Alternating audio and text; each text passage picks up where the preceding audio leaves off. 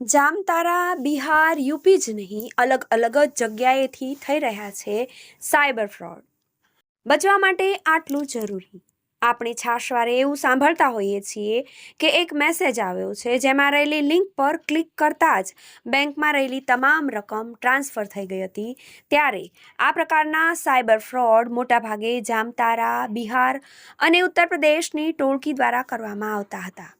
જો કે હવે નાના નાના ગામડાઓમાંથી પણ આ પ્રકારના ફ્રોડ થઈ રહ્યા છે, જેના કારણે સરકાર દ્વારા પણ ઘણા પગલાં લેવાઈ રહ્યા છે. ત્યારે સામાન્ય લોકોએ પણ પોતાના અકાઉન્ટને લઈને સજાગ થવું પડે તેવો સમય આવી ગયો છે. સાયબર એક્સપર્ટ સ્નેહલભાઈ વકીલે કહ્યું કે સાયબર ફ્રોડનો શિકાર લોકો અલગ અલગ રીતે થઈ રહ્યા છે. કોઈના બેંક અકાઉન્ટમાંથી સીધા જ રૂપિયા ટ્રાન્સફર કરી લેવામાં આવે છે, તો ઘણાના અકાઉન્ટ જ બોગસ ખોલીને તેમના રૂપિયા ઉસેટી લેવામાં આવતા હોય છે. ત્યારે સામાન્ય લોકોએ લાલચમાં ન આવીને અજાણી લિંક પર ક્યારેય ખોલવી જોઈએ નહીં. આજકાલ બોગસ એકાઉન્ટ ખોલાવીને રૂપિયા લઈ લેવામાં આવતા હોવાના પણ બનાવો સામે આવી રહ્યા છે. ઘણા ભણેલા ગણેલા પણ આ પ્રકારની પ્રવૃત્તિમાં જોડાઈ ચૂક્યા છે. ઘણાના નામ પર બેંક એકાઉન્ટ ખોલીને તેઓ પણ દુરુપયોગ કરવામાં આવતો હોય છે, જેથી ક્યારેય પણ આધાર કાર્ડ સહિતના ડોક્યુમેન્ટ્સ કોઈને આપવા જોઈએ નહીં. જેથી આ બાબતથી બચવા માટે જાગૃતિ ખૂબ જ જરૂરી છે. સાયબર ક્રાઇમમાં ગુનાઓ સતત વધી રહ્યા છે ફ્રોડના. અત્યાર લગીન આપણે એવું જોતા હતા કે જામતારા છે અને બિહાર છે અને ઘણા બધા યુપીના અલગ અલગ ગામડાઓ છે, તે જ જાણે કે સાયબર ક્રાઇમના હબ તરીકે આપણે જોતા હતા. પણ હાલમાં એવા ઘણા બધા ક્રાઇમ્સ થયા છે જેમાં અલગ અલગ સ્ટેટના પોલીસ ડિપાર્ટમેન્ટ દ્વારા ઇનિશિયેટિવ્સ લેવામાં આવ્યા છે અને તેમાં આપણે એમ કહી શકીએ છીએ કે ગુજરાતમાંથી ઘણા બધા લોકોને અરેસ્ટ કરવામાં આવ્યા છે.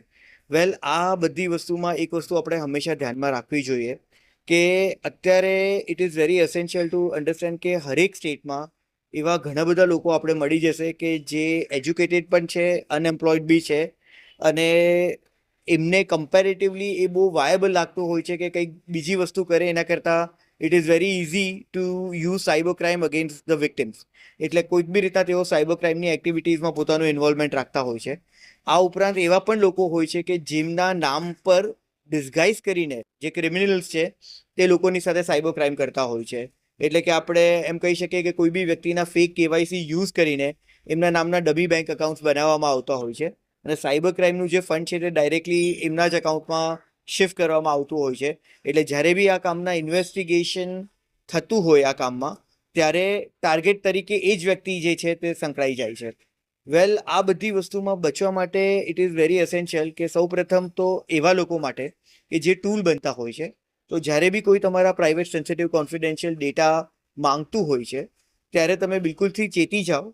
અગર તેઓ તમારું કેવાયસી યુઝ કરીને કોઈ બેંક એકાઉન્ટ ઓપન કરવાની વાત કરતા હોય છે તો you should be very aware કે આ વસ્તુનું એક સારું રૂપ નહીં આવશે. કશે ને કશે એ બેંક એકાઉન્ટ જે છે તેનું મિસયુઝ જ થવાનો છે.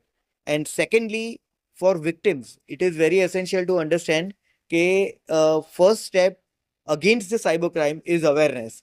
એટલે સૌ પ્રથમ તો આપણે બધાએ અવેર થવું જોઈએ અને અવેરનેસની સાથે સાથે we should be in the state of constant updation. કારણ કે ક્રિમિનલ જે છે તે રોજે રોજ જ નવી નવી મોડસ ઓપરેન્ડીઓ ચેન્જ કરતા હોય છે. એટલે આપણે પણ તેઓને કોપઅપ કરવા માટે કે એમની સામે પડકાર આપવા માટે we should always be in the state of constant updation.